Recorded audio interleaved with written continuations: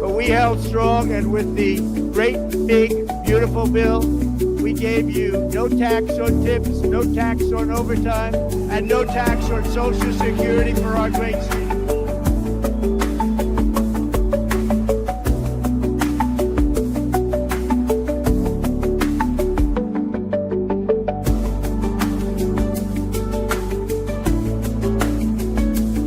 We also made interest on auto loans tax deductible the first time, but only if the car is made in America.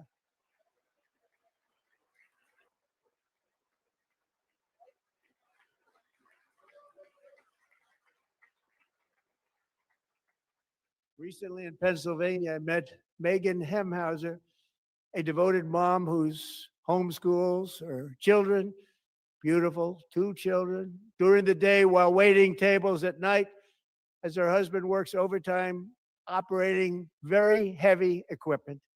Megan is here this evening, and she's happy to tell you that she is so much richer because with no tax on tips, no tax on overtime, and our expanded child tax credit done again by Republicans, Megan and her husband will take home more than $5,000 extra just for the year, cutting her tax bill in more than half.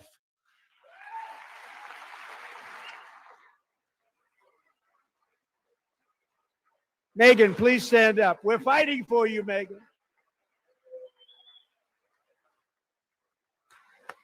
Thank you, Megan. Thank you, Megan. We're fighting for you, Megan. Under our bill, parents like Megan can also activate their children's brand new Trump accounts. And I didn't name it. I did not name that.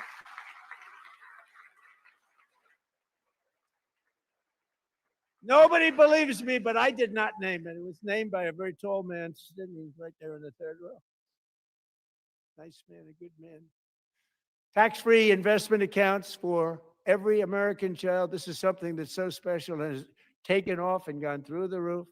Millions will be pre-funded courtesy of the U.S. Treasury and private individuals like Michael and Susan Dell, who have donated $6.25 billion to fund the Trump accounts for 25 million American children.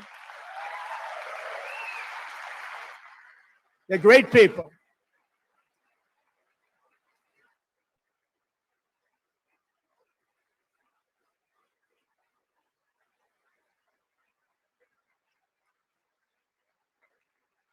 You know, I asked Michael Dell, how do you make all that money? He said, well, I just sat on my dorm in school and I made computers and I'd sell them to people. And I just kept selling and selling and selling. And pretty amazing story. That's called the American dream. He sold a lot of computers, a lot of those laptops. So I congratulate him on that. But I really thank him and Susan, as well as others like Brad Gerstner, a very tremendous guy. He was behind it right from the beginning. Brad Gerstner. Thank you, Brad.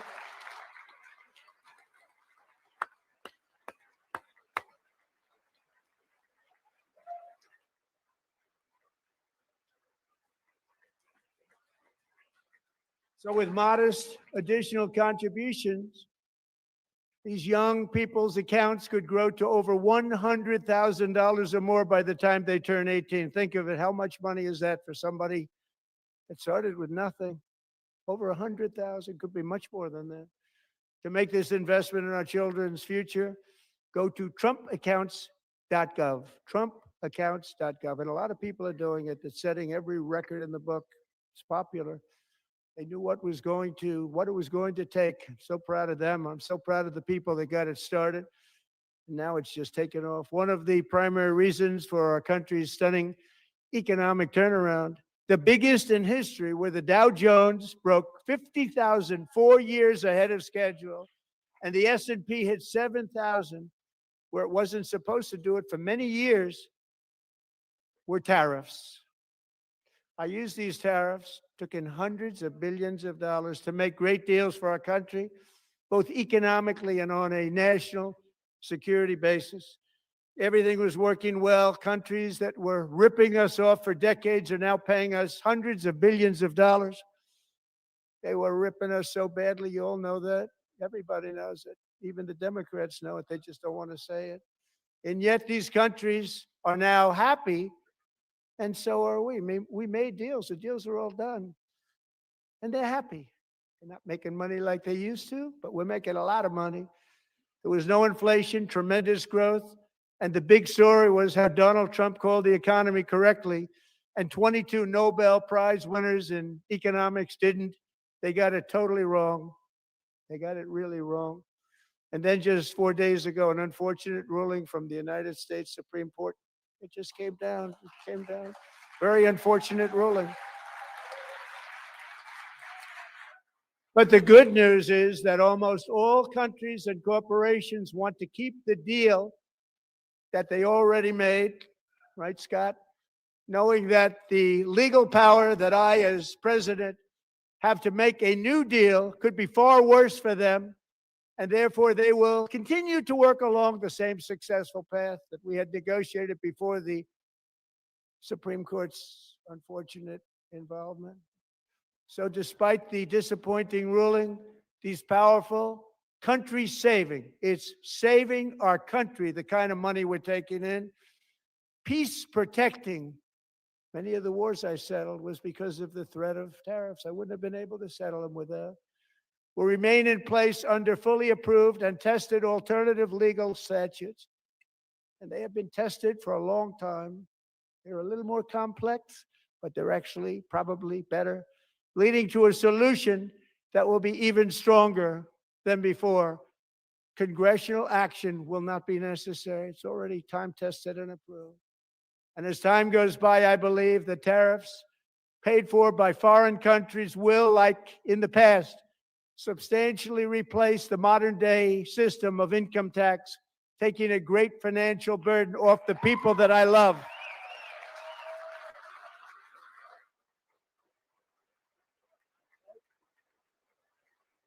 Right?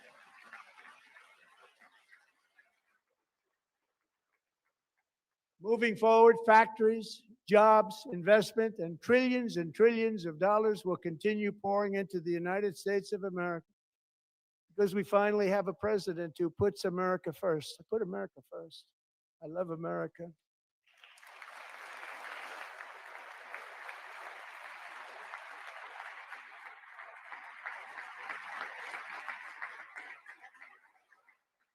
For decades before I came along, we had the exact opposite.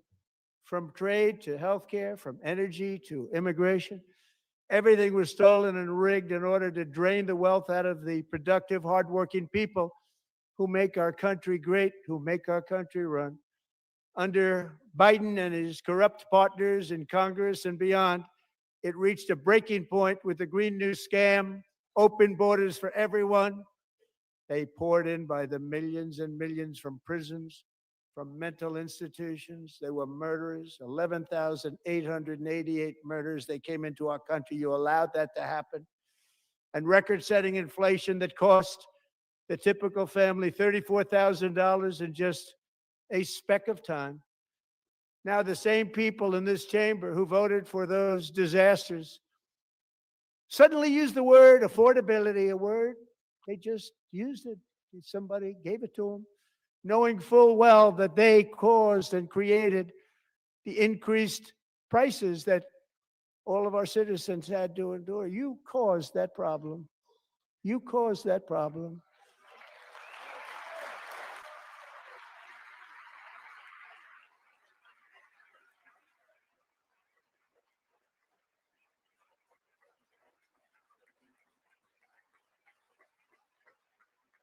They knew their statements were a lie. They knew it. They knew their statements were a dirty, rotten lie.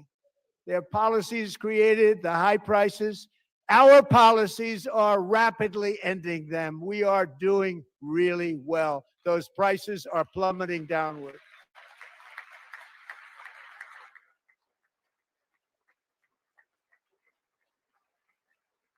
The price of eggs is down 60%, Madam Secretary. Thank you. The cost of chicken, butter, fruit, hotels, automobiles, rent is lower today than when I took office by a lot. And even beef, which was very high, is starting to come down significantly. Just hold on a little while. We're getting it down. And soon you will see numbers that few people would think were possible to achieve just a short time ago. Nobody can believe when they see the kind of numbers, and especially energy, when they see energy going down to numbers like that, they cannot believe it. It's like another big tax cut. I'm also confronting one of the biggest ripoffs of our times, the crushing cost of health care caused by you. Since the passage of the Unaffordable Care Act, sometimes referred to as Obamacare, big insurance companies have gotten rich. It was meant for the insurance companies, not for the people. With our government giving them hundreds and hundreds of billions of dollars a year as their stock prices soared 1,000, 1,200, 1,400, and even 1,700%, like nothing else. That's why I introduced the great healthcare plan. I want to stop all payments to big insurance companies and instead give that money directly to the people so they can buy their own healthcare, which will be better healthcare at a much lower cost.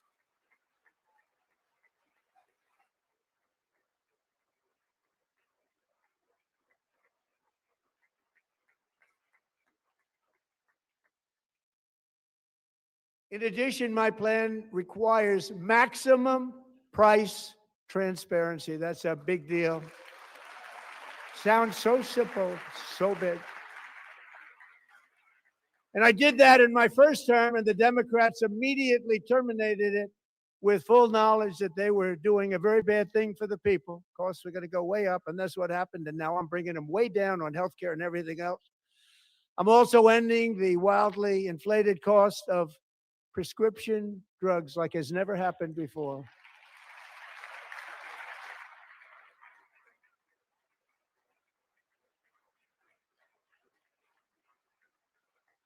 Other presidents tried to do it, but they never could. They tried. Most didn't try, actually. But they tried. They said they tried. They couldn't do it. They didn't even come close. They were all talk and no action. But I got it done. Under my just enacted most favored nation agreements, Americans who have for decades paid by far the highest prices of any nation anywhere in the world for prescription drugs will now pay the lowest price anywhere in the world for drugs. Anywhere, the lowest price.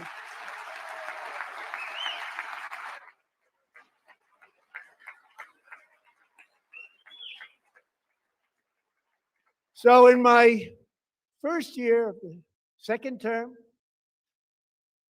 should be my third term, but strange things happen. I took prescription drugs, a very big part of healthcare, from the highest price in the entire world to the lowest. That's a big achievement. The result is price differences of 300, 400, 500, 600% and more, all available right now at a new website called TrumpRx.gov. And I didn't name that one either, by the way.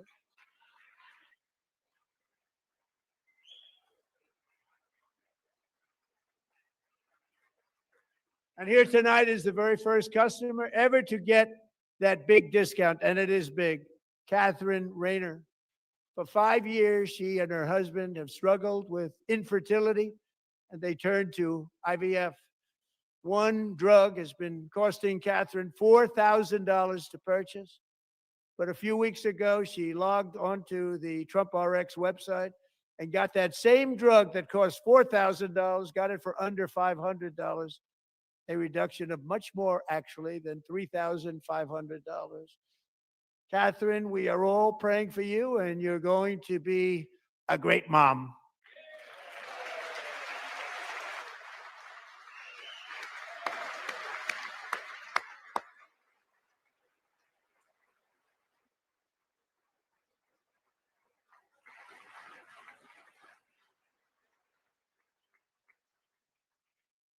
So now I'm calling on Congress to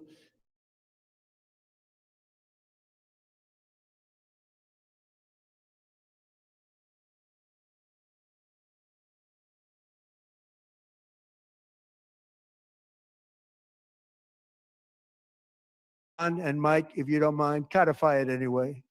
They may do it. Codify it anyway. Thank you. Many Americans are also concerned that energy demand from AI data centers could unfairly drive up their electric utility bills. Tonight, I'm pleased to announce that I have negotiated the new Ratepayer Protection Pledge. You know what that is? We're telling the major tech companies that they have the obligation to provide for their own power needs. They can build their own power plants as part of their factory so that no one's prices will go up. And in many cases, prices of electricity will go down for the community and very substantially down. This is a unique strategy never used in this country before. We have an old grid. It could never handle the kind of numbers, the amount of electricity that's needed. So I'm telling them they can build their own plant. They're going to produce their own electricity. It will ensure the company's ability to get electricity while at the same time lowering prices of electricity for you, and could be very substantial for all of you cities and towns. You're going to see some good things happen over the next number of years. Another pillar of the American dream that has been under attack is homeownership. With us tonight is Rachel Wiggins, a mom of two from Houston.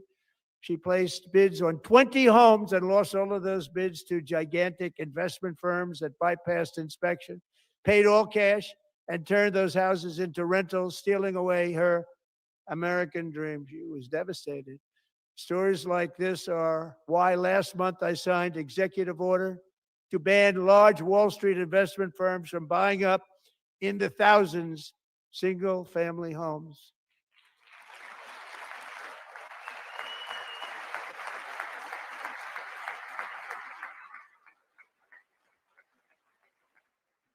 And now I'm asking Congress to make that ban permanent, because homes for people, really, that's what we want. We want homes for people, not for corporations. Corporations are doing just fine. Racel, thank you very much. Good luck with your home. You'll get one soon.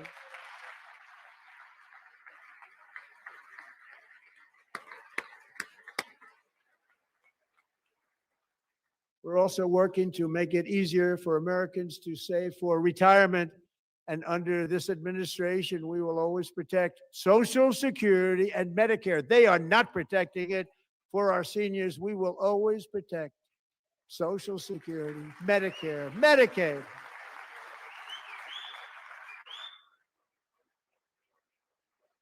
Since I took office, I did want to say thank you real quick. I know I don't want to up talk by over at least President Trump by 30,000 any means, but I did want to say hello to everybody real quick.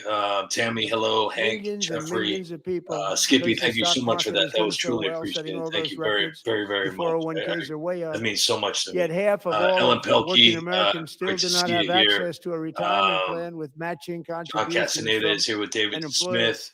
To remedy this gross disparity, I am announcing that Rick next Skidmore, year my really administration will appreciate that give these comment. often Thank you so much. forgotten And thank you for American being workers, great people, people here. that built our Tammy's here, country, Jeffrey Smith. access to the same type of Yukon Man, retirement if you're plan offered lurking, to every thank federal you so worker. much for the other night. We That will was a match wonderful your gift. contribution Thank with you up so to much. Truly appreciate $1,000 it. each John year, Castaneda, along as with we you as well. ensure Thank that you so all much for that Americans wonderful can gift. profit from a And rising Daniel stock C, market. thank you Let's so also much ensure that for that as well. members of David Congress Smith, great to see cannot you here. Chuck corrupt their Wilcox. profit I know I'm insider trying not to talk over information. President Trump right now. Richard Douglas, great to see you.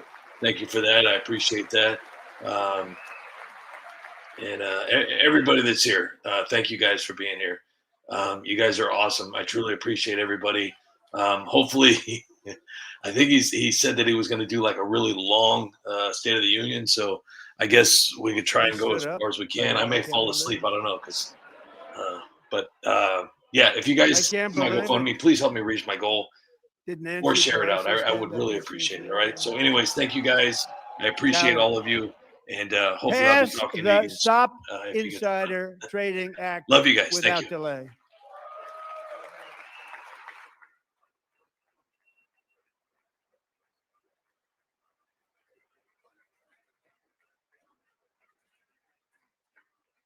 I wasn't sure if anybody, even on this side, was going to applaud for that. I'm very impressed. Thank you. I'm very impressed. But when it comes to the corruption that is plundering, it's plundering America. There's been no more stunning example than Minnesota, where members of the Somali community an estimated $19 billion from the American taxpayer. Oh, we have all the information. And in actuality, the number is much higher than that. And California, Massachusetts, Maine, and many other states are even worse. This is the kind of corruption that shreds the fabric of a nation, and we are working on it like you wouldn't believe. So tonight, although started 4 months ago, I am officially announcing the war on fraud to be led by our great Vice President J.D. Vance.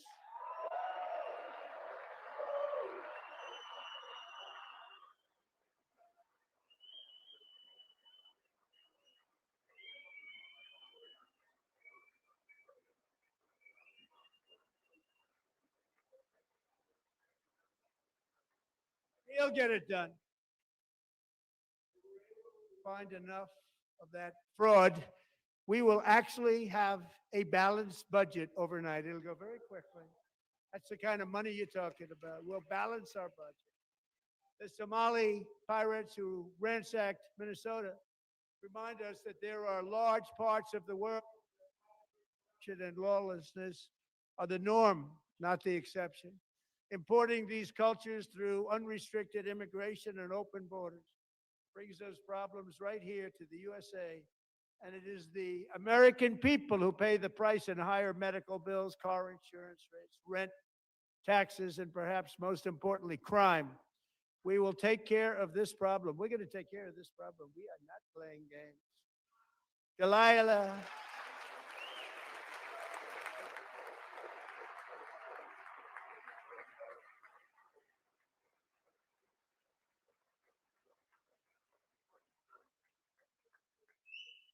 Delilah Colden was only 5 years old in June 2024 when a 18-wheel tractor trailer plowed into her stopped car traveling at 60 miles an hour or more.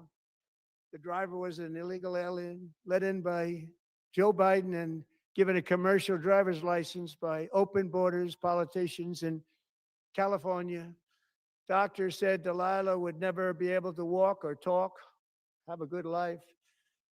She wouldn't even be able to eat again. But against all odds, she is now in the first grade learning to walk. And she's here this evening with her dad, Marcus, a fantastic man. Delilah, please, you are a great inspiration. Please stand up.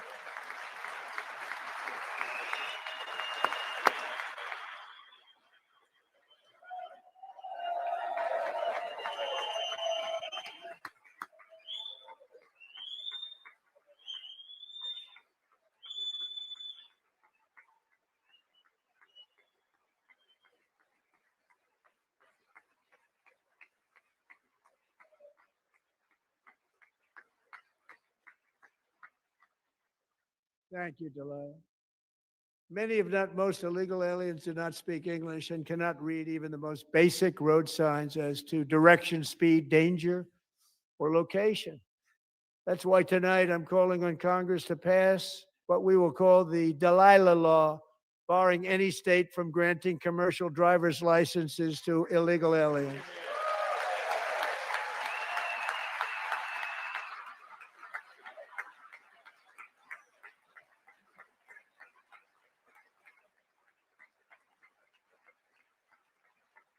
And yesterday, as you probably saw at the White House, I hosted a ceremony with Americans who lost their treasured loved ones to the scourge of illegal immigration. People came into our country, how we allowed this to happen with our open borders.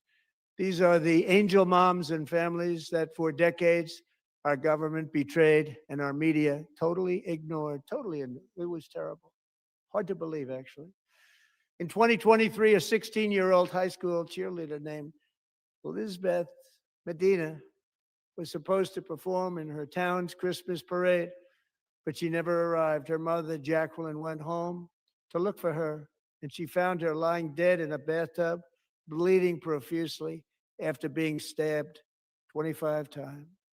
Elizabeth's killer was a previously arrested illegal alien who had broken in and brutally extinguished the brightest light in her family's life. violently and viciously. Her heartbroken mother is in the gallery to remind everyone in the illegal alien country at record numbers, and we're getting them the hell out of here fast. We don't want them.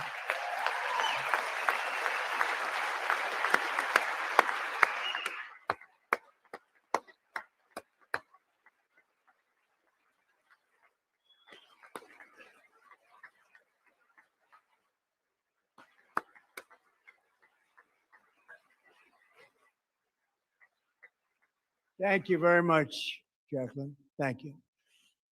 We can never forget that many in this room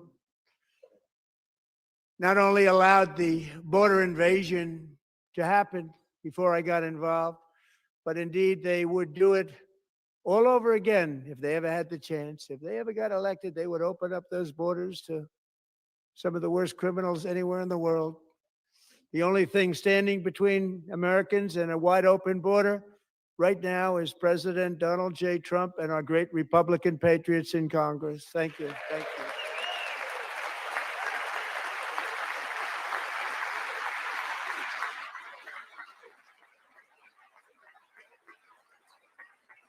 As we speak, Democrats in this chamber have cut off all funding for the Department of Homeland Security. It's all cut off. It's all cut off. They have instituted another Democrat shutdown, the first one costing us 2 points on GDP. 2 points we lost on GDP, which probably made them quite happy, actually. Now they have closed the agency responsible for protecting Americans from terrorists and murderers. Tonight, I'm demanding the full and immediate restoration of all funding for the border security, homeland security of the United States, and also for helping people clean up their snow. We have no money because of the Democrats, and it would be nice. We'd love to give you a hand at cleaning it up, but you gave no money. Nobody's getting paid. It's a shame. So you have to think about it. We have, in case you didn't know, pretty large snowstorm out there. One of the great things about the State of the Union is how it gives Americans the chance to see clearly what their representatives really believe. So tonight, I'm inviting every legislator to join with my administration in reaffirming a fundamental principle. If you agree with this statement, then stand up and show your support. The first duty of the American government is to protect American citizens, not illegal aliens.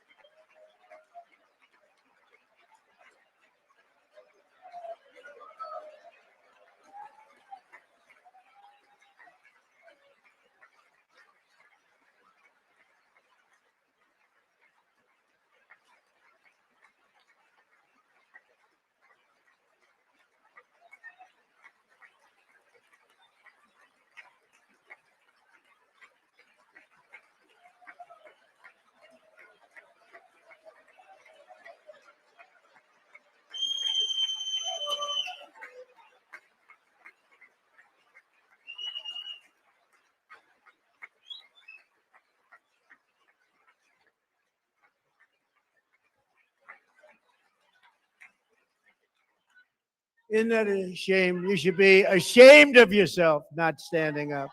You should be ashamed of yourself.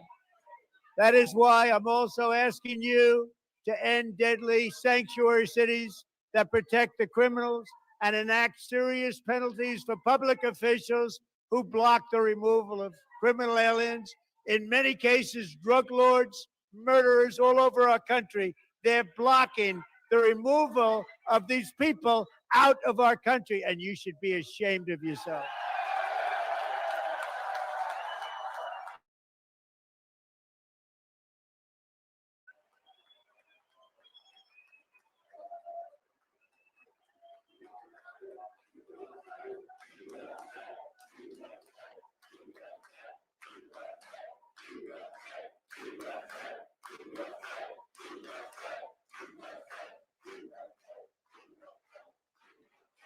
And perhaps most importantly, I'm asking you to approve the Save America Act.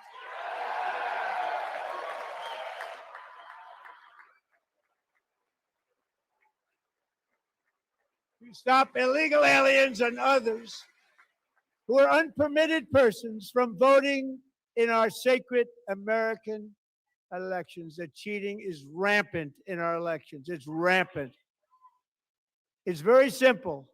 All voters must show voter ID.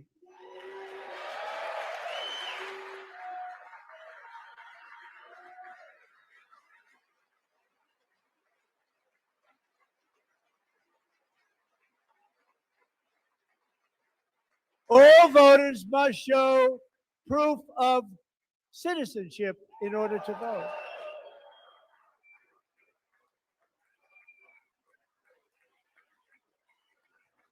And no more crooked mail-in ballots except for illness, disability, military, or travel. None. And this should be an easy one. And by the way, it's polling at 89%, including Democrats, 89%.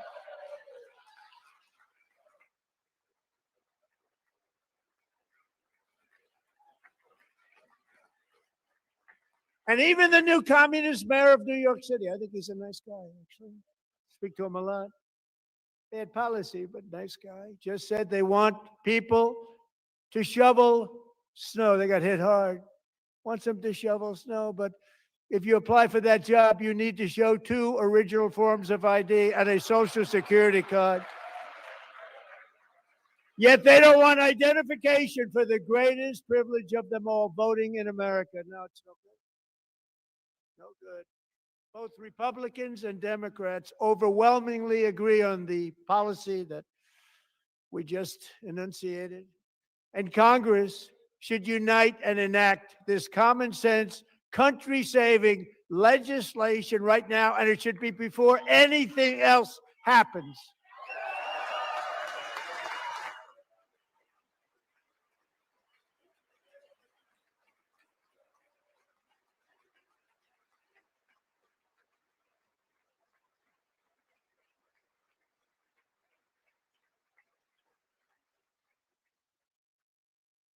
The reason they don't want to do it, why would anybody not want voter ID? One reason, because they want to cheat. There's only one reason. They make up all excuses. They say it's racist. They come up with things you almost say, what imagination they have. They want to cheat. They have cheated, and their policy is so bad that the only way they can get elected is to cheat. And we're going to stop it. We have to stop it, John.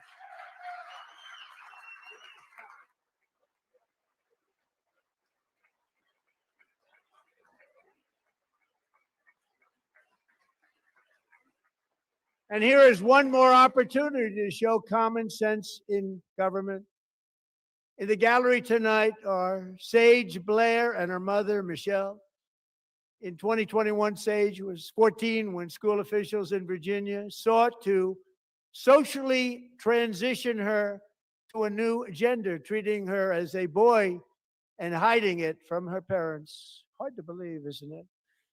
Before long, a confused Sage ran away from home after she was found in a horrific situation in Maryland.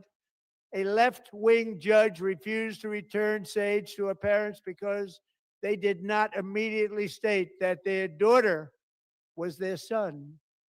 Sage was thrown into an all-boys state home and suffered terribly for a long time. But today, all of that is behind them because Sage is a proud and wonderful young woman with a full ride scholarship to Liberty University. Sage and Michelle, please stand up.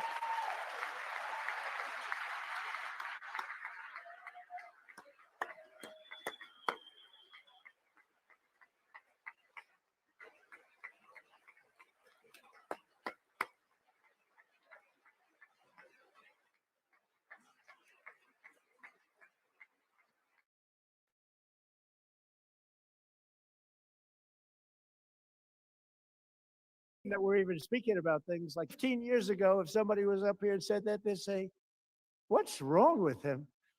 But now we have to say it because it's going on all over numerous states without even telling the parents.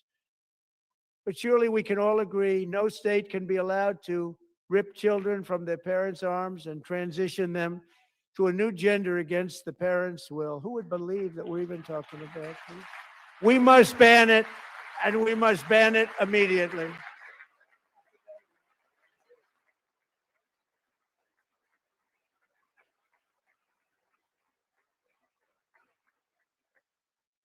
Look, nobody stands up.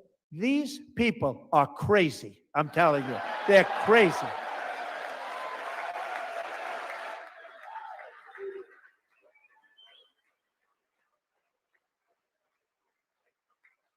Amazing. Incredible.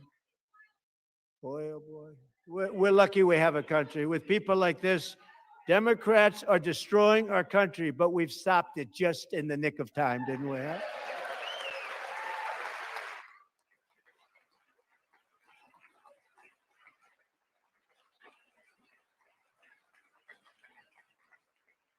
No one cares more about protecting America's youth than our wonderful First Lady, now a movie star. She's a movie star. Can you believe it?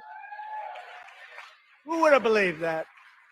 Over the past year, she has had an incredible impact championing AI legislation, advancing a landmark executive order on foster care, and helping secure $30 million to launch the Melania Trump Foster Youth to Independence Initiative. It's a tremendous, really a tremendous thing that happened and had a lot of bipartisan support. She gets much better bipartisan support than I do. I get none. She gets a lot. Someday you're going to have to tell me how you did that. And students and educators in every state have joined the First Lady's efforts in the presidential AI challenge, keeping America's next generation positioned to succeed and strongly succeed in the future.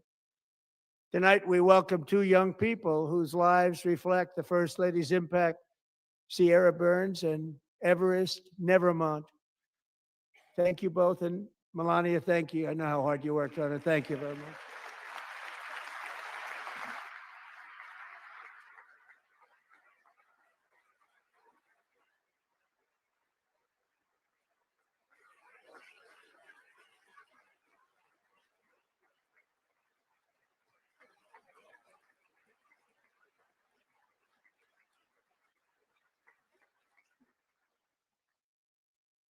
I'm very proud to say that during my time in office, both the first 4 years and in particular this last year, there has been a tremendous renewal in religion, faith, Christianity, and belief in God.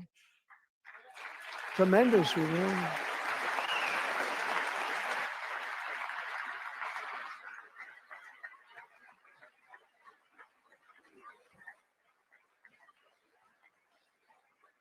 This is especially true among young people, and a big part of that had to do with my great friend, Charlie Kirk, a great guy, great man.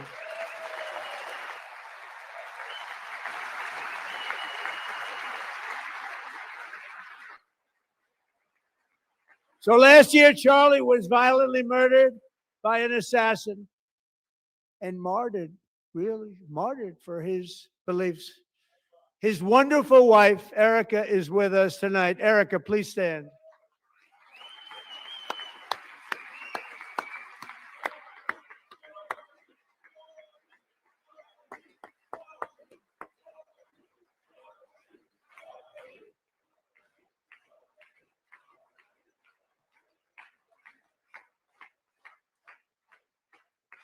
Thank you, Eric. Been through a lot.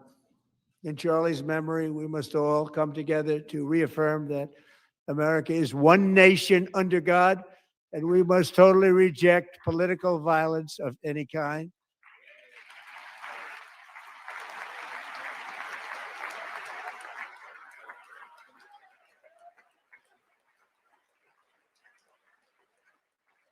We love religion, and we love bringing it back, and it's coming back at levels that nobody actually thought.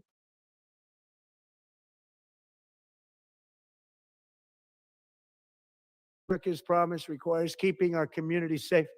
We have made incredible strides, yet dangerous repeat offenders continue to be released by pro-crime Democrat politicians again and again. We are honored to be joined tonight by a woman who's been through hell, Anya Zarutska. In 2022, she and her beautiful daughter, so beautiful, what a beautiful young woman, Irina, fled war-torn Ukraine to live with relatives near Charlotte, North Carolina. And by the way, what's going on with Charlotte? Last summer, 23-year-old Irina was riding home on the train when a deranged monster who had been arrested over a dozen times and was released through no cash bail stood up and viciously slashed a knife through her neck and body. No one will ever forget there were people on that train. No one will ever forget the expression of terror on Irina's face as she looked up at her attacker in the last seconds of her life. She died instantly. She had escaped a brutal war only to be slain by a hardened criminal set free to kill in America. Came in through open borders. Mrs. Zarutska, tonight I promise you we will ensure justice for your magnificent daughter, Irina.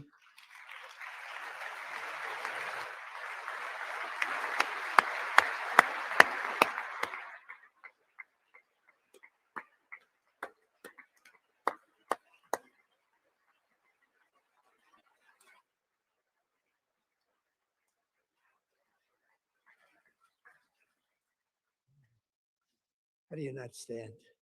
How do you not stand? I'm asking this Congress to pass tough legislation to ensure that violent and dangerous repeat offenders are put behind bars, and importantly, that they stay there.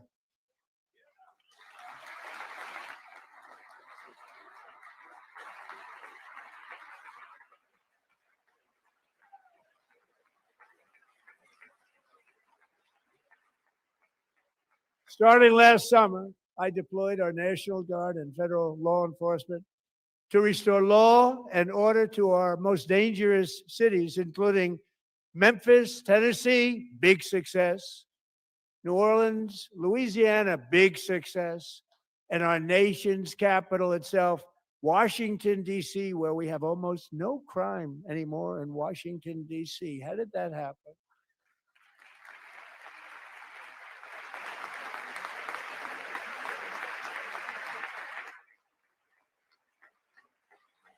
In fact, crime in Washington is now at the lowest level ever recorded, and murders in D.C. this January were down close to 100% from a year ago.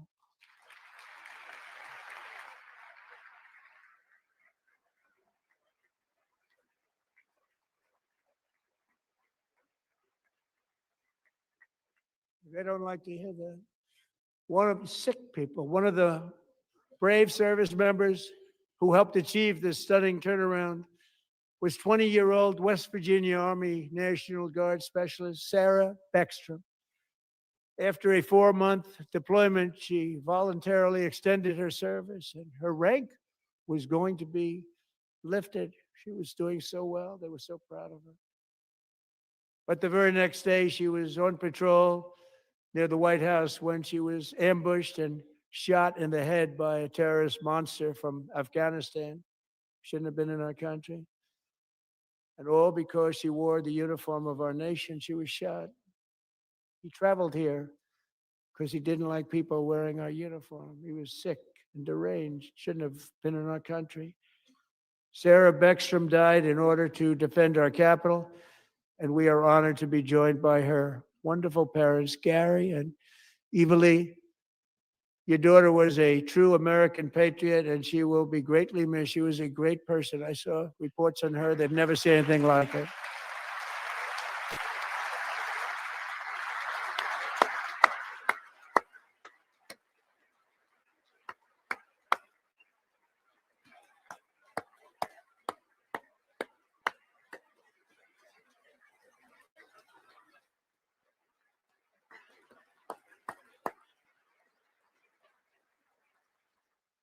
So sorry.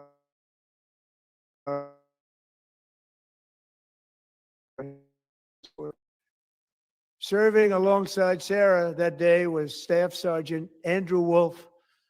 The terrorist shot Andrew in the head, and no one thought he could possibly make it.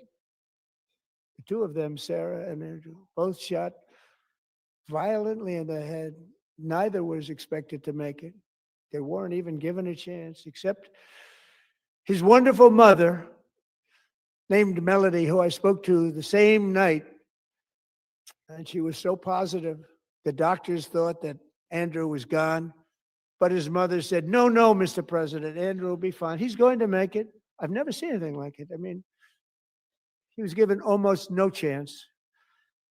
She said, I have no doubt, sir, he's going to be okay. This was a conversation that I had with her that night, with her son laying helplessly in bed, blood all over. Everybody is praying, she said, sir, he will be okay. The doctors didn't understand what she was saying. And after looking at the results of the damage done, neither did I. She was so strong and conclusive that even Andrew's great father felt she didn't really understand the gravity of the situation. But she turned out to be right. Right, Melody? She turned out to be right.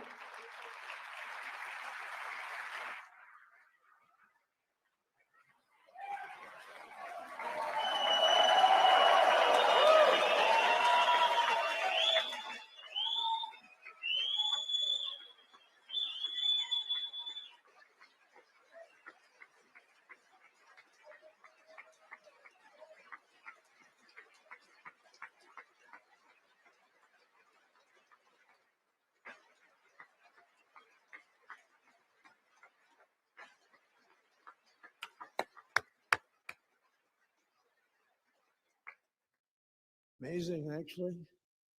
I said, where does this woman come from? She's the most positive person I've ever met. With God's help, Andrew has battled back from the edge of death, and we're talking about the edge of death, on his way to a miraculous recovery. He's got a little work to do, but he's doing great. Nice to see you. He's a good-looking guy. Nice to see you. Thanks, Andrew. Thank you very much.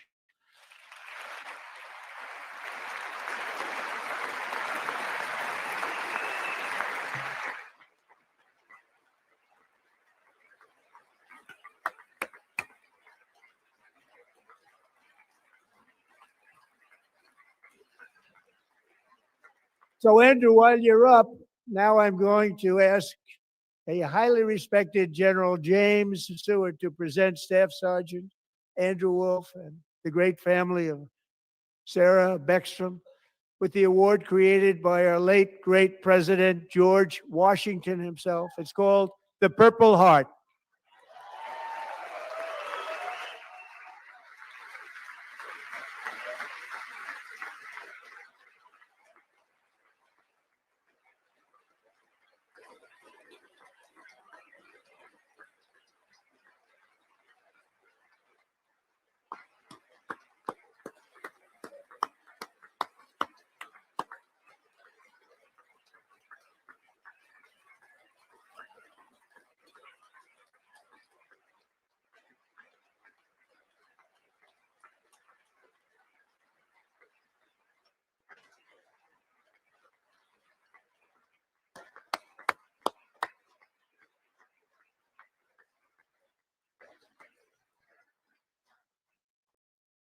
We love you all. Love you.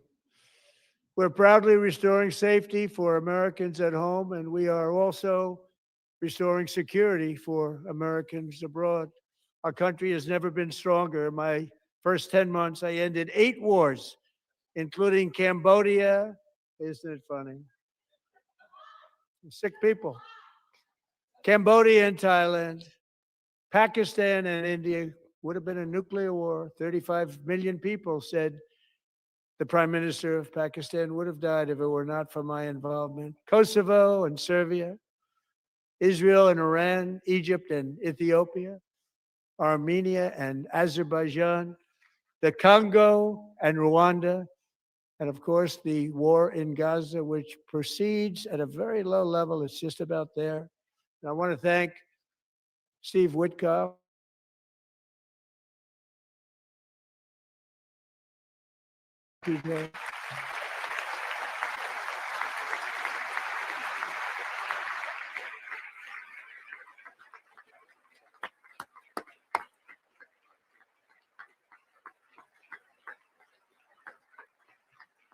And I also want to thank the man they report to, Secretary of State Marco Rubio. Thank you, Marco.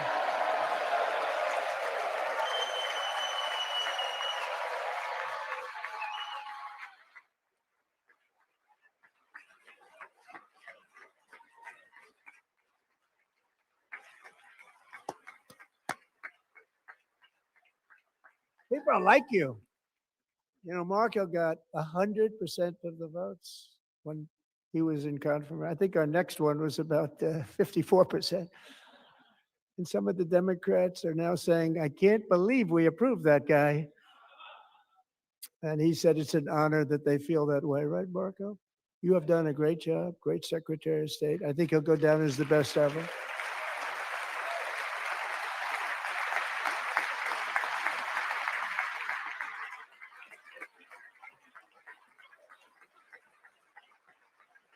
Under the ceasefire I negotiated, every single hostage, both living and dead, has been returned home. Can you believe that?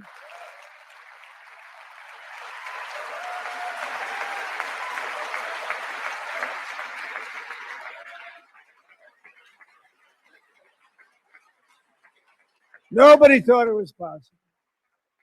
Nobody thought that was possible. Both living and dead. And those parents who had a dead son, their boy, they'd always tell me their boy, they wanted him as much as though he were living. That was an amazing period of time. They came back, and when we got all of the living hostages back, and many, many before them, but I always said those last 20 are going to be very tough, but we got many, many more, hundreds. But I said those last 20 are going to be tough. We got them back, but we only got back 14 or 15 of the dead of the 28. And believe it or not, Hamas worked along with Israel, and they dug and they dug and they dug. It's a tough thing to do, going through bodies all over, passing up 100 bodies sometimes for each one that they found. Tough job. And they finally got it back to 27. And then Steve and Jared, they got it back to 28. They found all 28. Nobody thought that was possible, but we did it. And I remember the family of the 28th. They were so grieved, but they were so happy as it's possible to be. They had their boy back. The mother said, "Sir, we have our boy back." What a period of time that was, but we got them all back. So thank you both very much. Great job.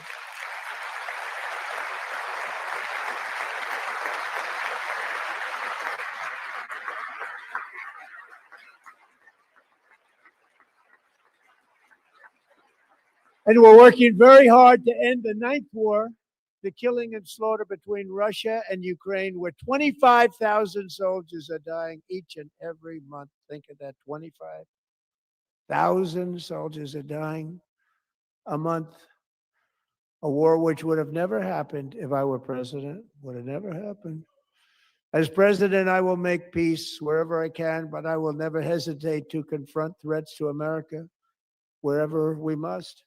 That's why in a breakthrough operation last June, the United States military obliterated Iran's nuclear weapons program with an attack on Iranian soil known as Operation Midnight Hammer.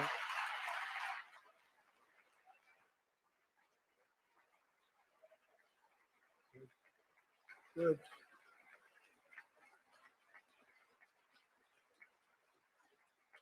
For decades, it had been the policy of the United States never to allow Iran to obtain a nuclear weapon. Many decades. Since they seized control of that proud nation 47 years ago, the regime and its murderous proxies have spread nothing but terrorism and death and hate. They've killed and maimed thousands of American service members and hundreds of thousands and even millions of people with what's called roadside bombs. They were the kings of the roadside bomb. And we took out Soleimani. I did that during my first term. Had a huge impact. He was the father of the roadside bomb.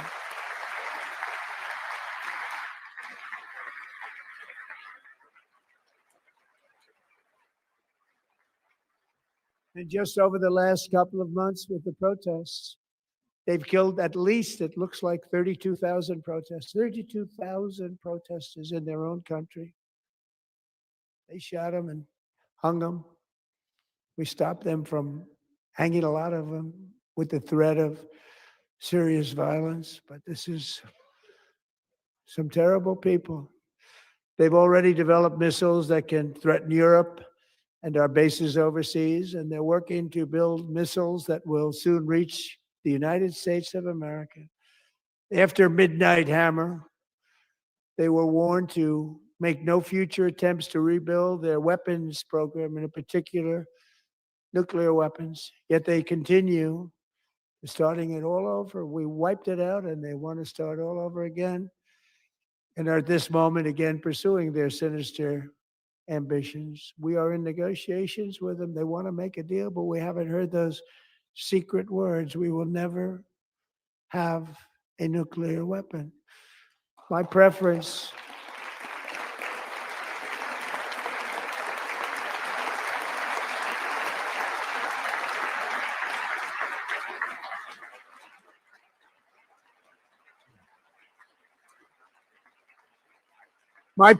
is to solve this problem through diplomacy. But one thing is certain, I will never allow the world's #1 sponsor of terror, which they are by far, to have a nuclear weapon. Can't let that happen.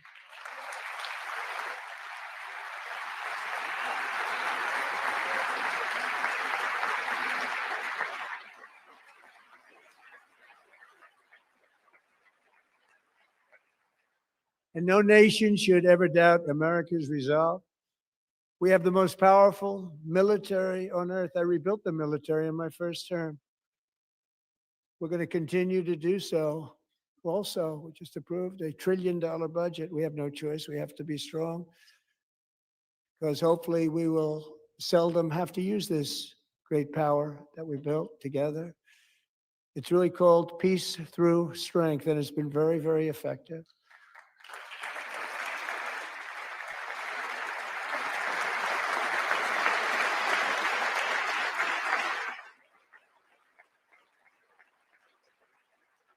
So thanks to Republican in Congress, we're investing that record number of dollars, have no choice, in the United States Armed Forces. Also creating a lot of jobs, but we're not even doing it for that reason. Because as I said, we have more jobs, more people working today than ever before in the history of our country. And NATO countries are friends and allies. They are. They're our friends and they're our allies. Have just agreed at my very strong request to pay 5% of GDP for military defense rather than the 2%, which they weren't paying. We were paying for almost all of NATO. Now they're paying 5 as opposed to not paying 2.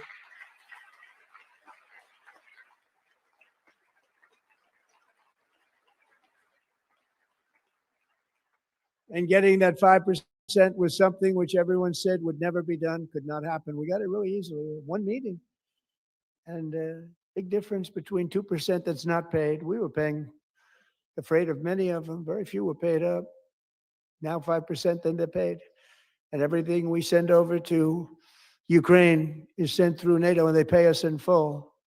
They pay us totally in full. Every branch of our armed forces is setting records for recruitment. This is so exciting. and every service member recently.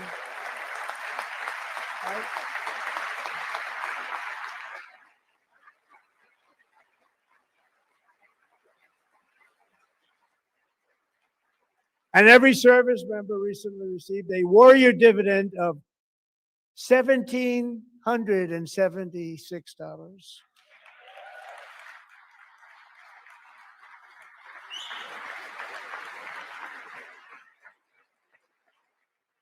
You know, they put it on my desk. We got the money from tariffs and other things. A lot of money we have. We have much more money than people understand.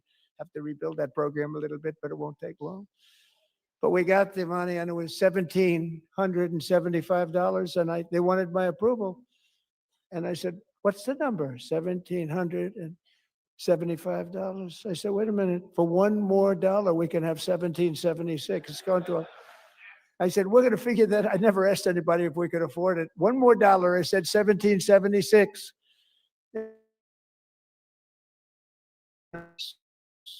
4 months ago, our military, I never see a person in the military that doesn't thank me for it. So we're honored to do it. They deserve it. And we call it 1776. It was great. And we love our military. We love our law enforcement. We love our firemen. You know, the firemen don't get mentioned enough. We love our firemen. We're also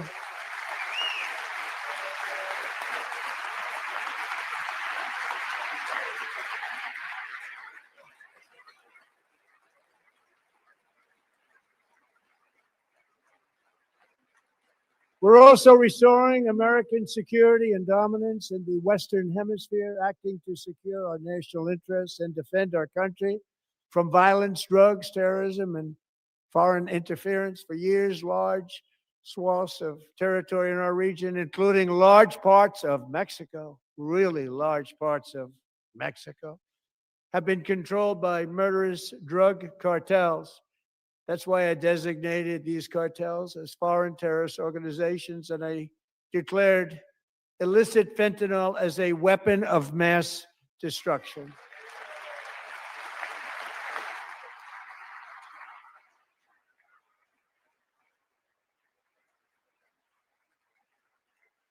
And with our new military campaign, we have stopped record amounts of drugs coming into our country and virtually stopped it completely coming in by water or sea. You probably noticed that. We very seriously damaged their fishing industry also. Nobody wants to go fishing anymore. We've also taken down one of the most sinister cartel kingpins of all. You saw that yesterday. In January,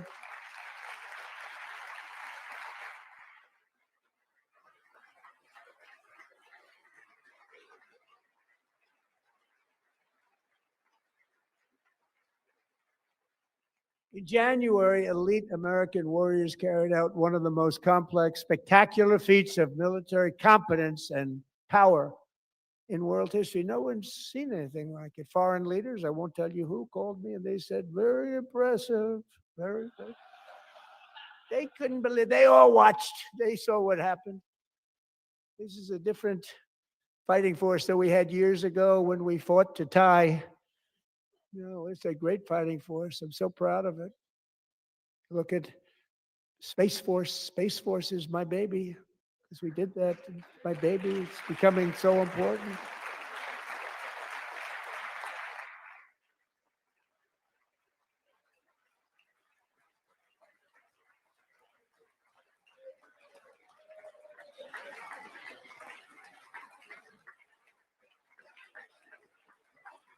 And America's armed forces overwhelmed all defenses and utterly defeated an enemy, good fighters, to end the reign of outlaw dictator Nicolas Maduro and bring him to face American justice.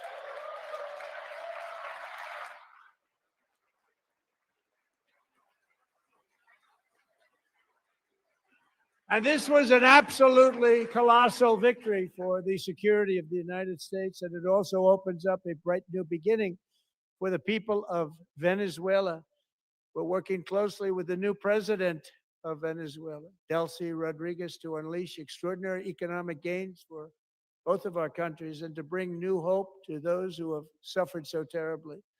They really did suffer. With us tonight is Alejandro Gonzalez, she grew up in a tight-knit Venezuelan family and was especially close to her beloved uncle Enrique. But after Enrique ran for office and opposed Maduro, he was kidnapped by Maduro's security forces and thrown into the regime's really infamous prison in Caracas. Alejandro feared she would never see her uncle again. She feared for her own life also. But since the raid, we have worked with the new leadership, and they have ordered the closure of that vile prison and released hundreds of political prisoners already, with more to come.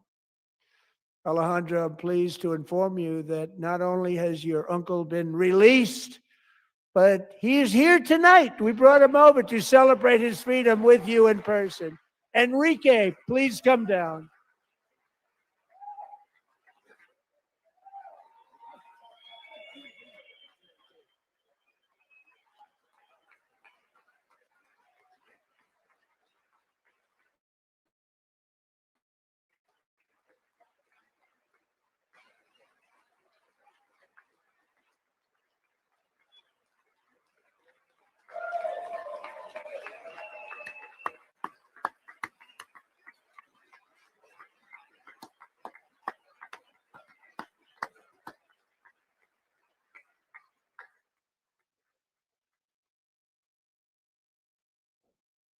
Thank you, Enrique. Have a good time. Nice to have you back, Enrique. There were many heroes on that January raid to capture Maduro, really great heroes. It was very dangerous. They knew we were coming. They were all set. But the deeds of one warrior that night will live forever in the eternal chronicles of military valor. Chief Warrant Officer 5, Eric Slover, planned the mission and was the flight lead in the cockpit of the first helicopter, a big, beautiful, powerful helicopter. It was a massive Chinook carrying, as you can imagine, many, many American warfighters. Wearing the dog tags, his wife Amy had blessed with holy water before he left. She knew it was going to be a rough one. Eric steered the Chinook under the cover of night and descended swiftly upon Maduro's heavily protected military fortress. This was a major military installation, protected by thousands of soldiers and guarded by Russian and Chinese military technology. How did that work out? Not too good. While preparing to land, enemy machine guns fired from every angle, and Eric was hit very badly in the leg and hip, one bullet after another. He absorbed 4 agonizing shots, shredding his leg into numerous pieces. And yet, despite the fact that the use of his legs was vital to successful helicopter flight, legs are the most important part of flying a helicopter. To deliver the many commandos who would capture and detain Maduro was the only thing Eric was thinking about. Then, even as he was gushing blood, which was flowing back down the aisle, helicopter lands at a steep angle. The machine gun stood right in front of him. They were right in front of him, 2 machine gunners who escaped the wrath of the previous planes.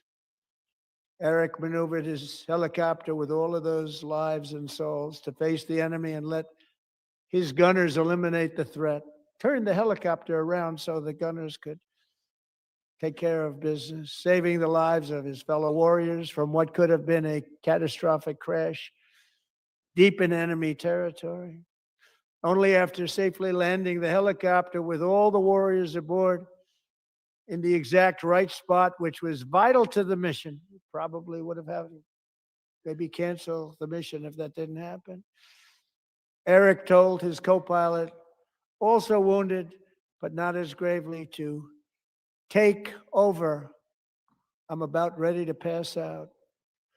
The success of the entire mission and the lives of his fellow warriors hinge on Eric's ability to take the searing pain. It was unbelievable what's happened to his legs of the bullets and keep on flying and landing and People knew what was happening. Everybody in the back of the helicopter knew because they saw the blood pouring down the aisle.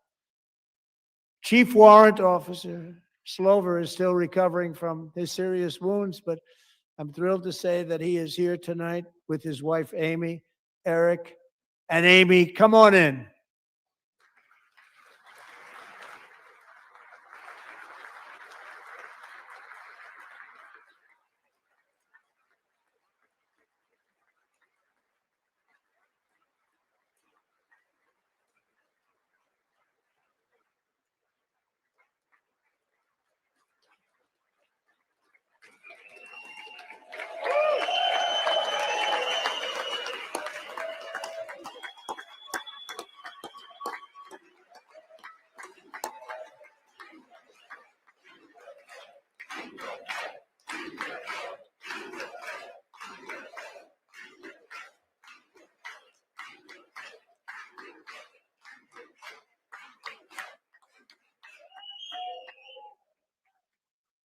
So we have a surprise, Eric and Amy. Of Eric's actions above and beyond the call of duty, I would now like to ask General Jonathan Braga to present Chief Warrant Officer Slover with our nation's highest military award, the Congressional Medal of Honor.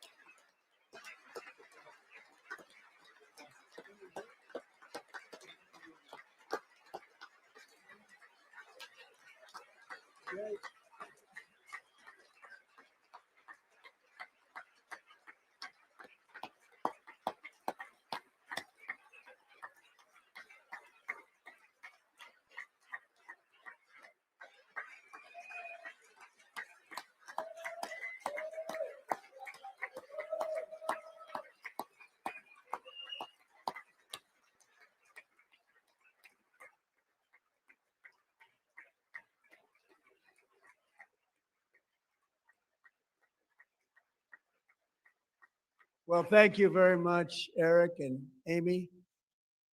Great to get to know you. I met with them and with a lot of their fellow warriors at Fort Bragg recently. You notice the name Fort Bragg, we have it back, we brought it back. We won the First World War with it, the Second World War with it, and then they decided to change the name. So we changed it back. Everybody wanted to change back too. And 10 of Eric's fellow warriors from that incredible night of victory will also be receiving medals at a private ceremony that will soon be held at the White House, and Eric will be there. Thank you.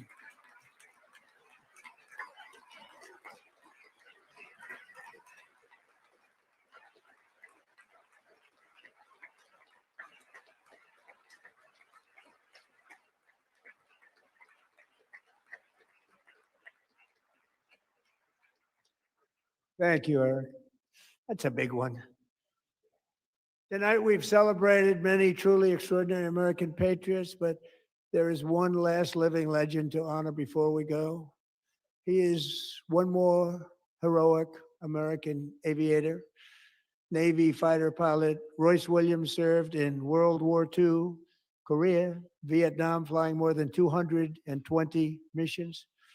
In the skies over Korea in 1952, Royce was in the dogfight of a lifetime, legendary dogfight.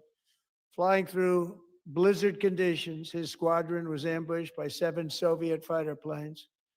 It was his first aerial combat of the war, and despite being massively outnumbered and outgunned, Royce led the takedown of 4 enemy jets and almost destroyed the others, vanquishing his adversaries while taking 263 bullets to his own plane and being seriously hurt. His story was secret for over 50 years. He didn't even want to tell his wife, but the legend grew and grew. But tonight, at 100 years old, this brave Navy captain is finally getting the recognition he deserves. He was a legend long before this evening. Royce, please stand up, and I will ask the First Lady of the United States to present Captain Royce Williams with his Congressional Medal of Honor.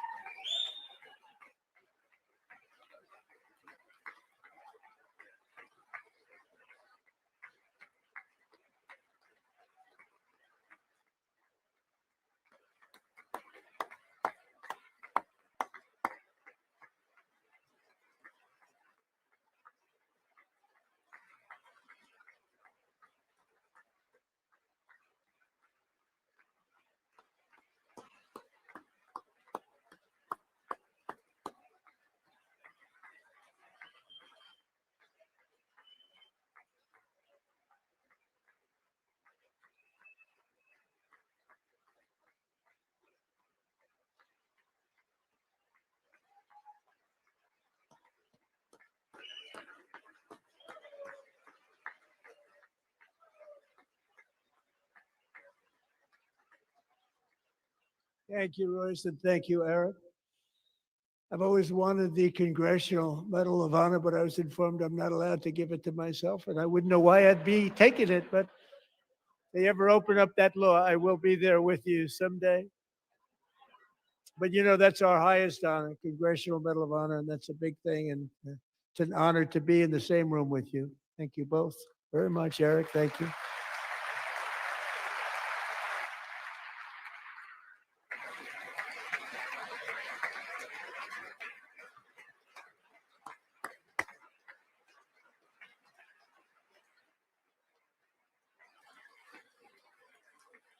Thank you. 250 years is a long time in the life of a nation, but in another sense, it's really a mere moment in the eye of history. Two of the gentlemen we met in the gallery this evening took their first breaths 1 century ago, 100 years before that, on July 4th, 1826, the author of the Declaration of Independence, brilliant, Thomas Jefferson, drew his last breath. Just a single long human lifespan separates the giants who declared and won our independence from the heroes who stand among us tonight. Everything our nation has done, everything we have achieved, has been the work of those few great lifetimes. In those brief chapters, Americans built this nation from 13 humble colonies into the pinnacle of human civilization and human freedom, the strongest, wealthiest, most powerful, most successful nation in all of history. Americans ventured out across the daunting and dangerous continent. We carved paths through an unforgiving wilderness, settled a boundless frontier, and tamed the beautiful but very, very dangerous Wild West. From empty marshes and wide open plains, we raised up the world's greatest cities. Together, we mastered the world's mightiest industries, and shattered history's monstrous tyrannies, and we liberated millions from the chains of fascism, communism, oppression, and terror. Americans lifted humanity into the skies on the wings of aluminum and steel. And then we launched mankind into the stars on rockets powered by sheer American will and unyielding American pride. We wired the globe with our ingenuity. We captivated the planet with American culture. And now we are pioneering the next great American breakthroughs that will change the entire world. All of this and so much more is the enduring legacy, unmatched glory of the hardworking patriots who built and defended this country and who still carry the hopes and freedoms on all of humanity's backs.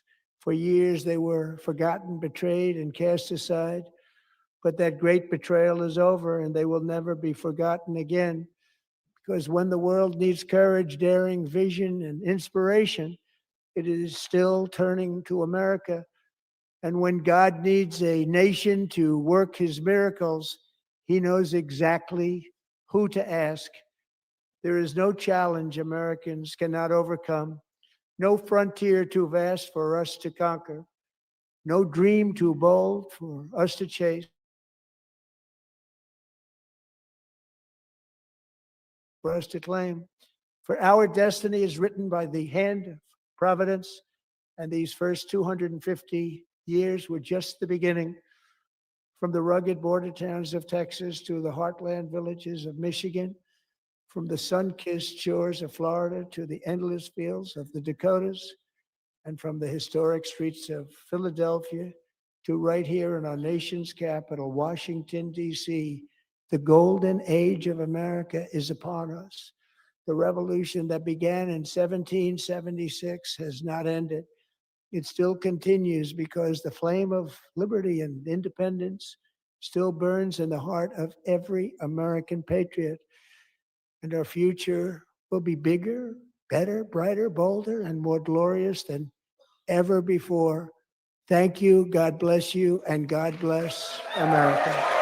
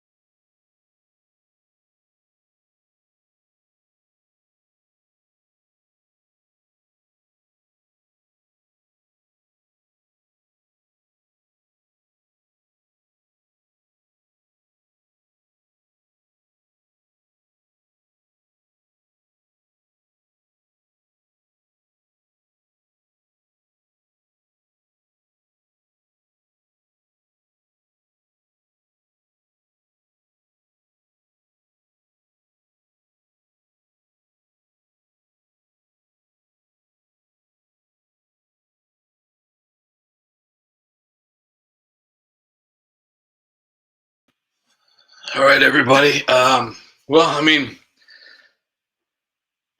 that was pretty awesome. I'm not gonna lie. I think every Democrat and liberal in the United States of America right now is probably having a full-blown panic attack. Wow, that was pretty awesome. Um, so much truth, and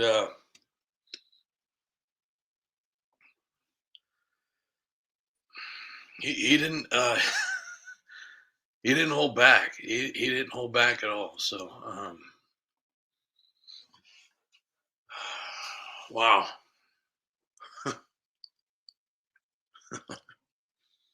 Grim Ben, great to see you here tonight. Um,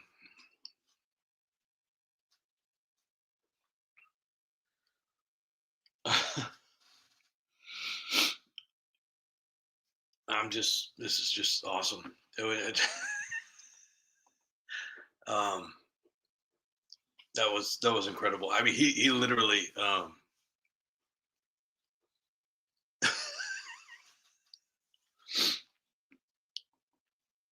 was pretty awesome. That was pretty awesome. So, I did want to thank,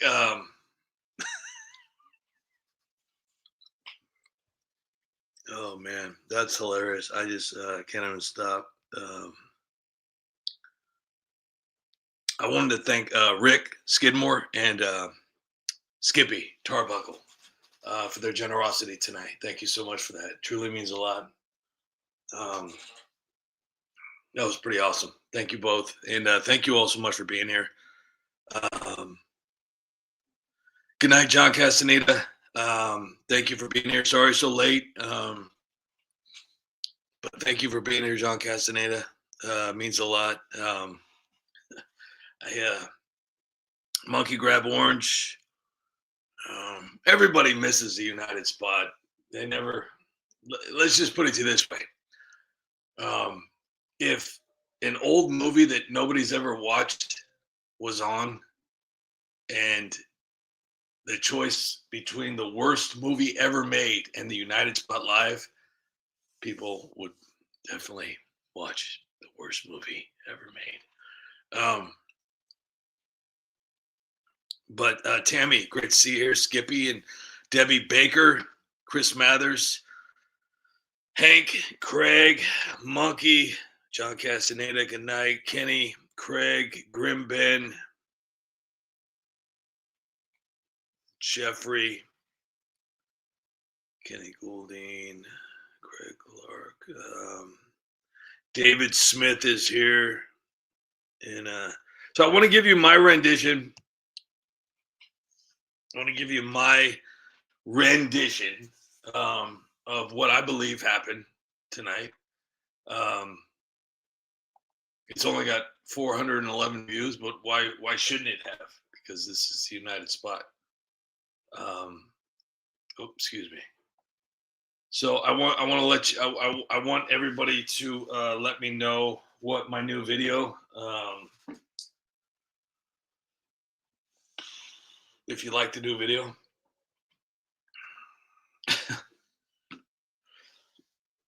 I mean, I think I got it right. It's so okay. Listen, as much as I despise the left and the right and the Democrats and the Republicans, you know, in the Senate and the House and government in general, fighting amongst each other when there shouldn't be sides. There should not be sides at all. It should be one rule of law of what we need, rules we need to follow as far as human beings, and they can hopefully do their best on how to manage the budget so we don't all have $1 million, because I don't know if that would ever work and we'd run out of resources, but it's something that we have to deal with because everybody's in on it, because if everybody wasn't in on it, then there wouldn't be a left and a right and a Republican versus Democrat. It would just be a building filled with people trying to help America. That's it. Boom, done. But no, we don't have that. We have to have division. Um, we have to have distractions and games and more mind games and psyops, and we have to have just lies and corruption and criminal activity, everything you could possibly think of, besides actually helping America. And if you were to ever go through, I mean, depending on, a lot of people say, oh man, you got to come to my state, it's the best state. Well, I guarantee you, if you spend a little time in your state, there's probably places that you've never even been to that you'll probably terrify you, because the people have literally been abandoned by the government, um, in more states, than others. But I think everybody pretty much gets their fair share. The government does not care about you at all. Nothing. They don't really care at all. I mean, you call them right now. Tell me what happens. Go call them. Say, hey, government, I need some help. They don't care. They don't care. Um, they're in this for the money. They're in this for the power. They're in this for the above the law. I mean, name me somebody. Like everybody, obviously it's in the UK, so it doesn't really necessarily count. With America, with like this whole Epstein thing. Oh my gosh, Prince Andrew got arrested. Oh, it's over. Finally somebody got. No, he didn't get arrested for what you think he got arrested for. He got arrested for paperwork. He didn't get arrested for anything that happened to do with children or women. Nothing like that. It was just paperwork, and it was just catch and release. It was just catch and nothing's ever going to come of it. He's another Jussie Smollett. Nothing will ever come of it. And you know why? Because that's just the way it is, and it's just hilarious. And people, unfortunately, get sucked into it like a vacuum, and it's never ending. They really truly believe that the government is here to help, and they're not. They're not going to help you. Here.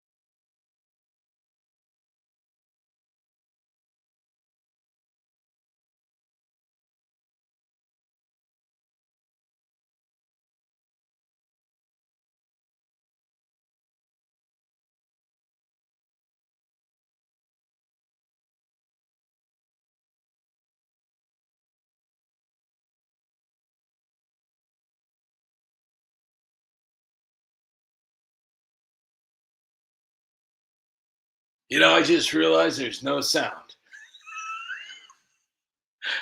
You know what? Hey, that's fine though. You know why? Because that will give you the option to go watch the video. I'm telling you right now, go and watch the video. Don't take. I want to explain something to you, because I want to show you. Just I'm going to be making. I was going to do this video today, but I thought, you know what? I'm going to do an old school video of Joe Biden with his old legendary State of the Union addresses. So I posted that today, and then I did this video too, which took me quite a while, but I ended up doing it. But I wanted to do this video. Tomorrow I'm going to be doing I'm going to be doing a Joker video.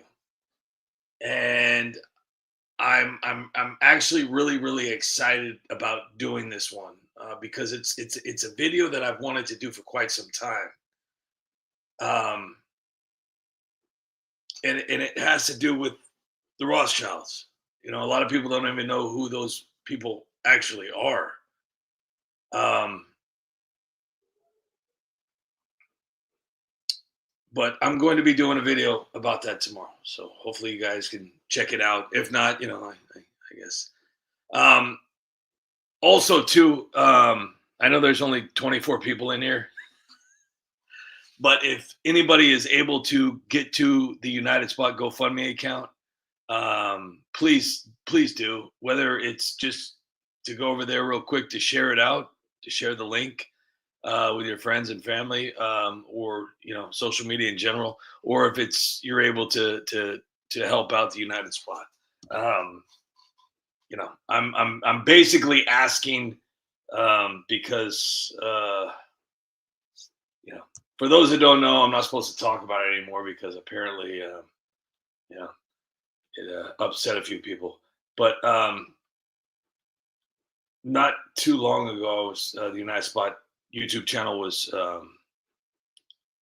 suspended for 7 days. So, anyways, so if you can find it in your heart or your bank account to help out the United Spot, that would be really awesome. I'll post a link. I know that nobody's going to go there. I don't know. I don't even know why I post this link anymore.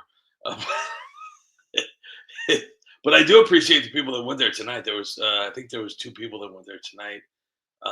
Truly, truly, truly appreciate the support, and $1 is support. I'm telling you right now, $1 is support. 50 cents is support.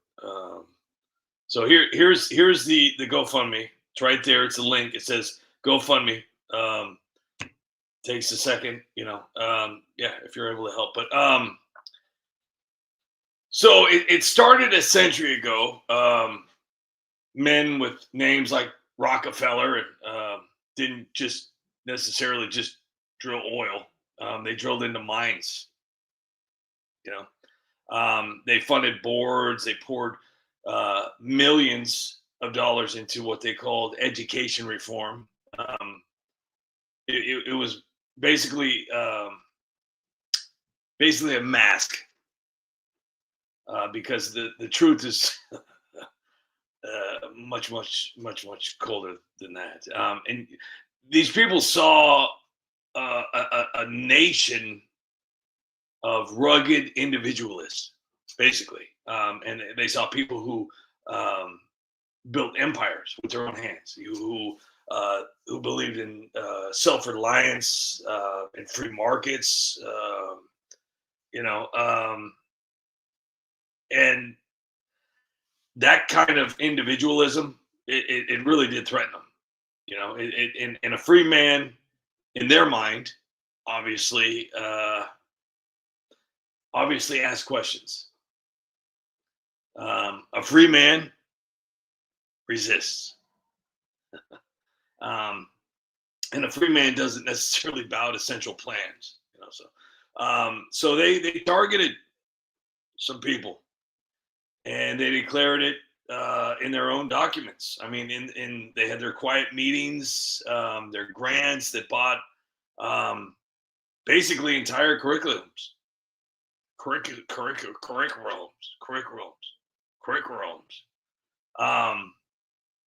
And they basically call for the changing of the changing of the United States through the schools from a free individualistic economy to a socialist collectivized planned economy in the new world.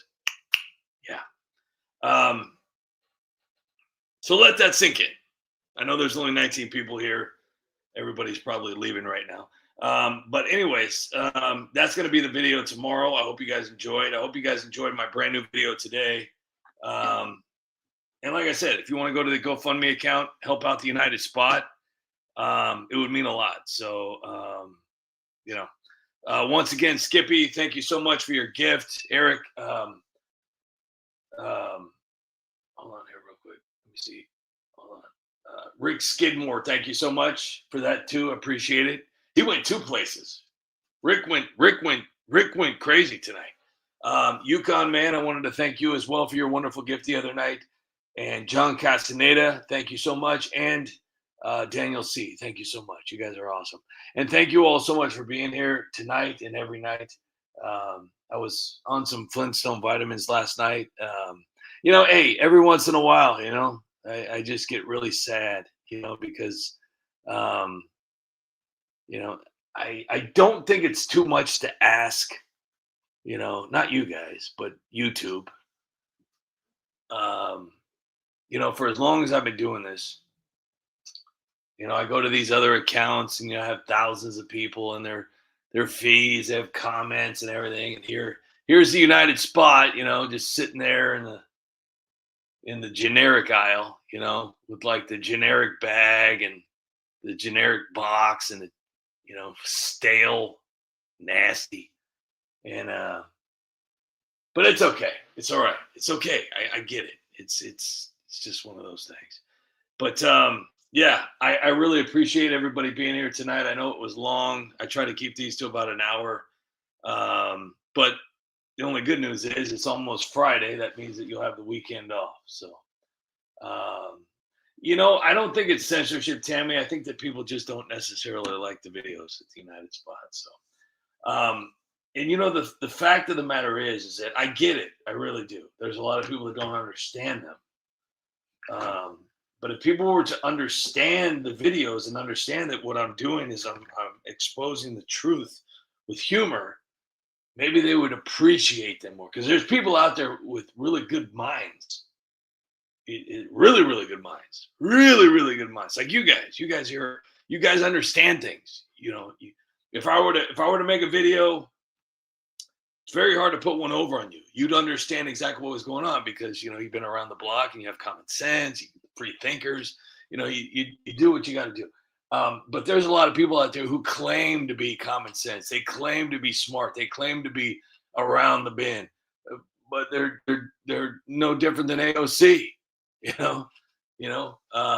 So I'm proud of my amazing community that was built for the United Spot. You guys are awesome. Can't thank you guys enough. It means a lot. So. Make sure to check out the brand new video today, please. I actually want to see something here real quick. I want to see if I've even gotten any views here lately. Because, like I said, after, that's the funny thing too, is everybody's like, there was quite a few people like, oh, dude, just chill out, bro. Everything's fine. It's just a strike. It's just a suspension. No, it like literally screws your whole channel up. Like it's horrible. My channel was like really, really doing well for a little bit, and then poof. Now we're back to nothing. Okay, so my brand new video that I did 2 hours ago got 500 views in 2 hours. 9 hours ago, I got 2,000 views. 1 day ago, I got 4,000 views. 1 day ago, I got almost 3,000 views. Yeah, so we're back to square one. Oh wow, somebody's getting arrested lying. Oh wow, that only got 1,000 views. Let me see here. Since the suspension, the biggest video I've had was this one, 15,000 views. And then before that, yep, there we go. Before that, there we go. See, I was getting like 43,000 views on this one. Oop, I'm losing signal here. Well, yeah, I mean, everything was pretty consistent. 26,000, 29,000, 30,000, 28,000, 26,000, 57,000. I mean, obviously not my old numbers, but it was getting there, and they were pretty consistent. Now, we got to rebuild. But hey, listen, I get it.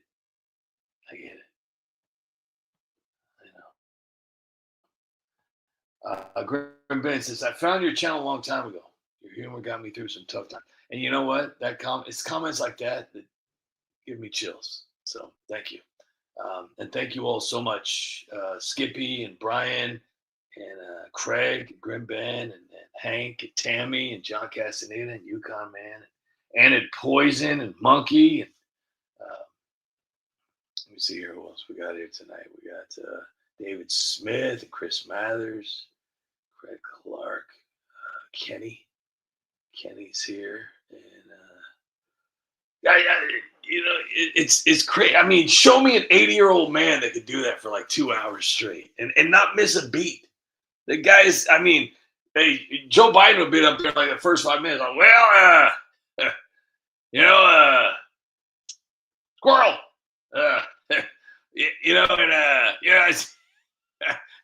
oh man, I tell you. So, man, well, while we wait for this earpiece to, yeah, I don't know, man. It's teleprompter, and, but I mean, come on, man. I mean, it's like, you know what I'm saying? But yeah, that's all you would have heard all night long. And you know what? Just to prove it to you, that's gonna be the last video of the night. That's the video I'm gonna play. What you would have seen if Mr. President. Hold on here real quick. Okay. All right. So I don't know if anybody remembers this video. If you were to ever watch Star Wars, you know that this was thank you, Craig Clark. That means quite a bit. Comet Moon, thank you so much. Thank you, Craig Clark. If anybody remembers Star Wars, this was obviously Luke Skywalker. But this is what they had to do to Joe Biden to get him ready. He's in a tank filled with what? He's in a tank filled with what? Getting ready for his big day. You guys ready? This is what you could have been listening to tonight. I'm serious. If they were able to get away with it again, this is who you would. Because I mean, seriously, if either that or Kamala. Oh my gosh, could you imagine an hour? Could you imagine an hour with Kamala? Oh gosh, her and Tim Waltz up. Oh my gosh, I don't even want to think about it.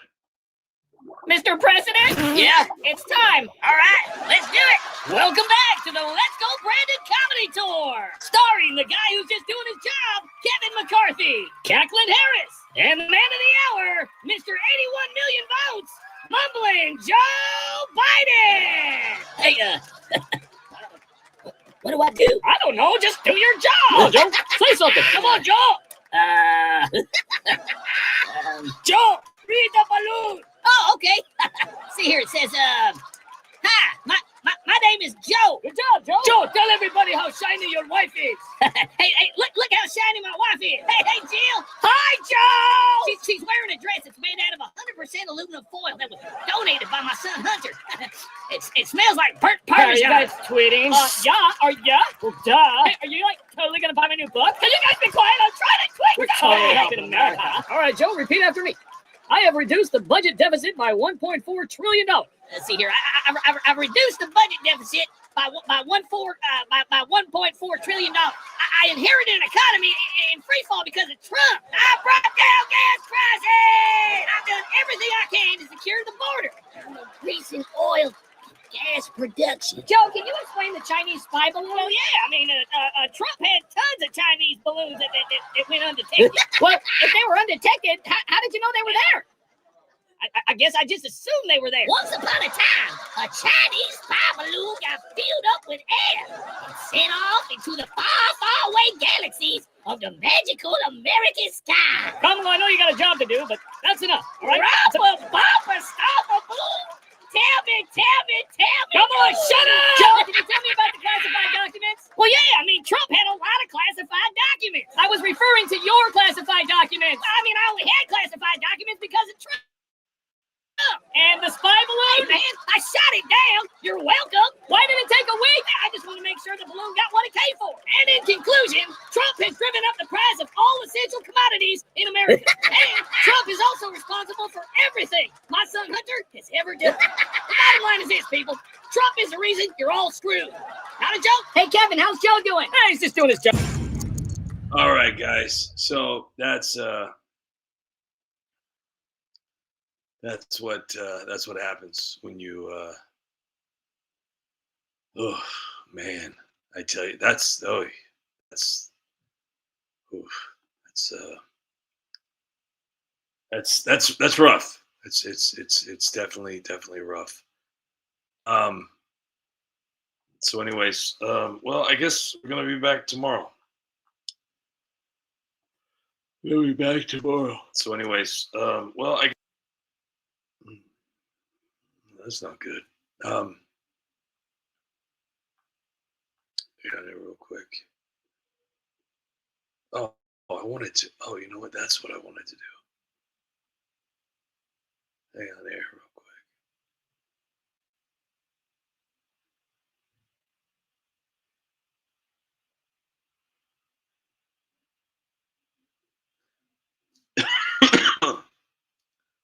Hang on, just give me a second here. I know it's.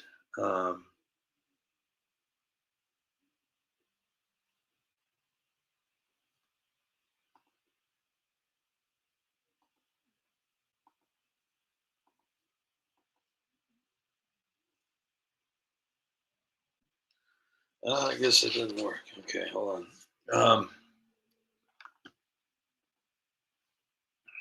Hang on, I'm trying something here. It's just not working.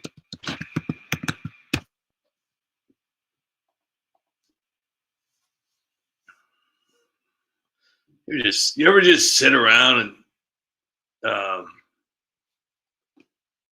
you ever just sit around and just start thinking about Huey Lewis in the news? It happens. I mean, it just, you know.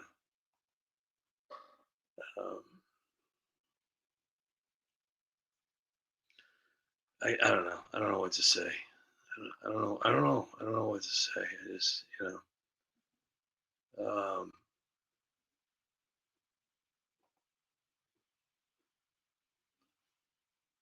Okay, hang on here.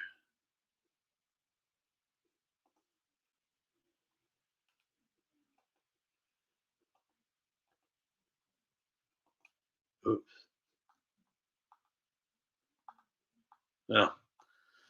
I don't know what to do. All I know is that, you know, all we are is dust in the wind, dude.